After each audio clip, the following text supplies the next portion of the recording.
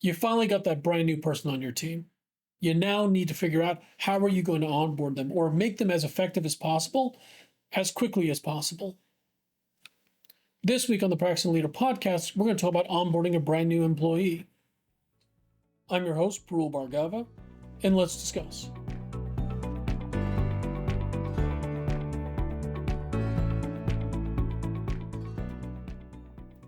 One quick distinction I'd like to make is between onboarding versus orientation. Orientation refers to a one-time event or a single action or single set of actions that help somebody begin the employee's journey. How do they get started? Get them added into a distribution group or a mailing list, get them introduced to different people on the team, go through and have a welcome lunch. These are things that are more akin to an orientation type activity. The other things that you could consider as part of orientation would be, for example, policies, procedures, paperwork. It also covered areas like maybe company history, maybe culture, benefits, administrative tasks. These are all things that will be expected of an employee to do on that day zero. When we're talking about onboarding, what we're looking at is the ongoing process that extends beyond that initial orientation. How do you make sure that the new employee integrates within their role, within the team, within the organization? It involves training, support, and helping them build relationships to ensure their long-term success. When a new employee onboards, don't think of it as purely the manager's responsibility only. When you think about the culture that you would like to work in, consider that you have a responsibility to your peers or to others in your organization to help bring them along, to help them feel like they belong in that organization. So when you think about how do you practice leadership, think about how you can take some of these steps that I'm about to discuss and apply them as an individual who doesn't necessarily have any reports, just as much as a leader who is also a manager or a lead, and help that new person become integrated into the overall organization. Now, as a leader, what are some of the steps you can take to be able to create a successful onboarding experience for your brand new team member? And by team member here, just like I mentioned earlier, this could be if you're a manager, how do you do it? Or even if it's somebody's peer, what can you do to try to help them? And some of these steps will apply if you're a peer, and some will only apply if you're a manager. But pay attention because there's some things that you probably could do to make someone else's experience that much better. Let's go ahead and just dive into some of those key strategies. Now, when a person starts, you want to make sure that all the pre-onboarding things are ready to go. And now this is things like ensuring the paperwork is ready, making sure that the systems are up to date, make sure that they know what they need to do on their first day, make sure they get access, things that are just, how do you make that experience? They show up and say, hey, wow, you expected me to be here and you helped me show up and be able to start working on the first day, whether it's communicating important information, make sure they got things scheduled properly. If there's any specific dress code, hey, I need you to wear slacks and a button-down shirt, or hey, we're totally casual here. Make sure you communicate that to that experience.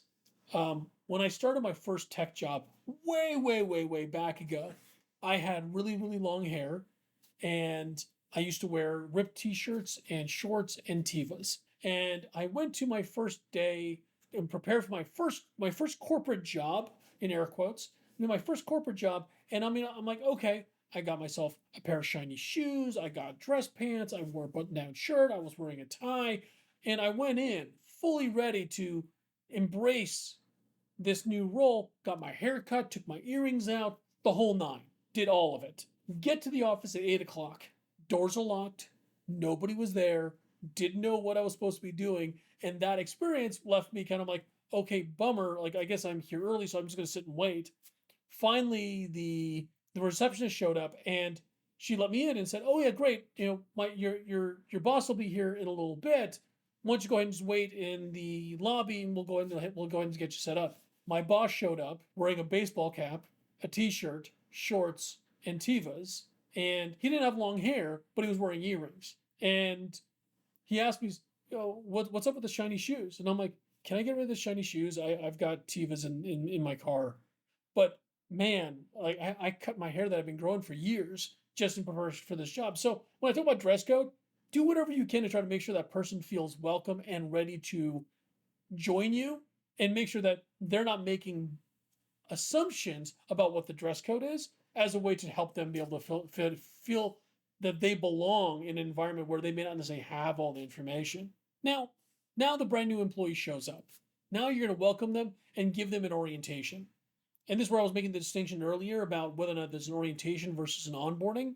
Orientation is, hey, you greeted the employee, you help them get settled in, showed them where they're going to be sitting, introduce them to the other team members, provide them a tour of the office and key areas. Like, for example, this is where you could go get, this is where the kitchen is, this is where we hang out when we have lunch or whatever. Make sure you provide them a comprehensive orientation session where you're invested and they see that you're invested in helping them understand what's going on, how do they fit in, where do they fit in the company's mission, how do they fit into the culture, and how do they feel like that they belong there. Now you've gone through and you've given that orientation. Now you want to sit down with that brand new employee and help them understand what exactly their responsibilities are, what the role is, and give them some sort of performance expectations. That way they understand what there's to be expected of them. By setting clear expectations, you can help them understand what goals they need to meet and help them be successful in the long term. Just being very clear up front is going to help reduce the amount of anxiety and stress that an individual feels, because they're coming in and they're trying to show up as their best selves. And you're going to help make sure that they understand what that means for this role that they're entering. Now that you've helped the person settle into their brand new spot, they're now gone through orientation, you've now set clear expectations. Now, the next piece here is, how do you provide clear training and development opportunities for that individual to learn what they need to do to be able to execute successfully at the role that they have now entered?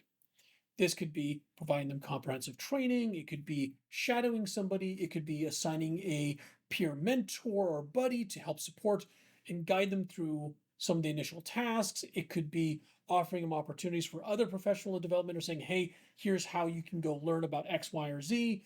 It could be a video library. It could be any of the above. This is where taking the time to organize all of that information so that way somebody can come in and hit the ground running by, hey, follow this brand new user guide. And you can also be offering them opportunities for ongoing professional development. It could be, hey, you should go take a class on so and so platform in order to be able to learn about this is how these sets of tasks are executed, and here's some follow-ups.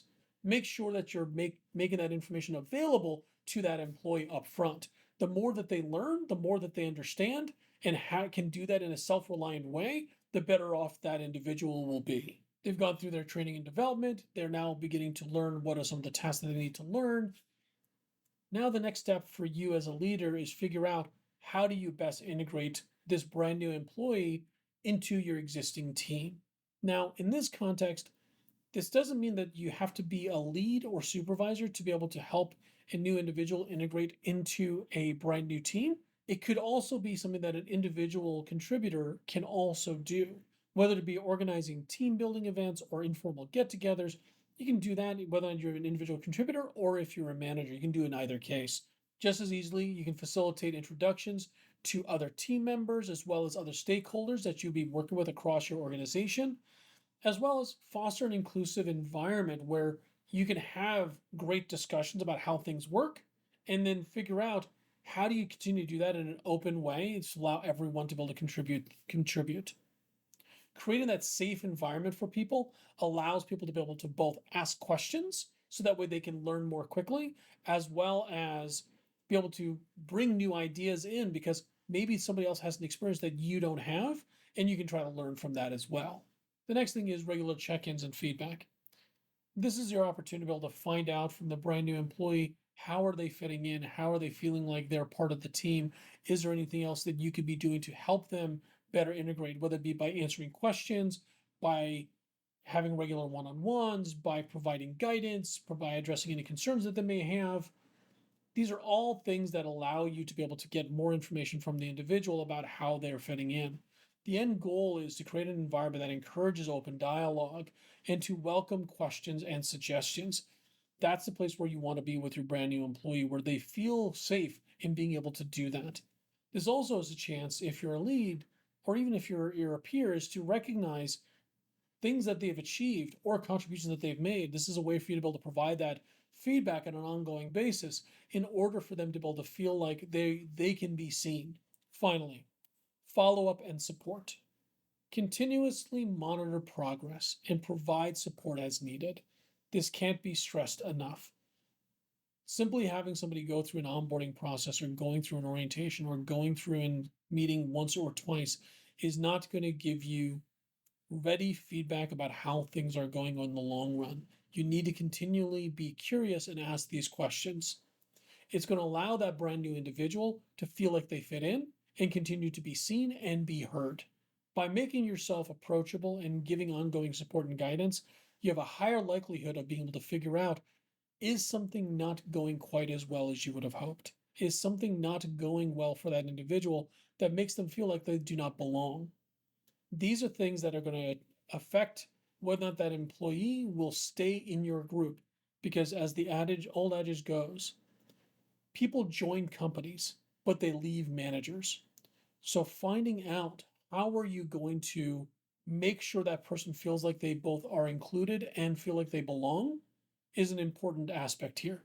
By doing all of these things together, you're going to increase the chance that there's a smooth transition and the integration of that brand new employee. The thing that you want to make sure that you're doing is fostering engagement and making sure that that employee can be as productive as possible, as close to day zero as possible. Give them the space and give them the tools to allow them to be successful. Hopefully, with this information, this should allow you to be able to help new employees onboard successfully and help them be successful. This has been the Practicing Leader Podcast. I'm your host, Parul Bhargava, and I'll see you next week.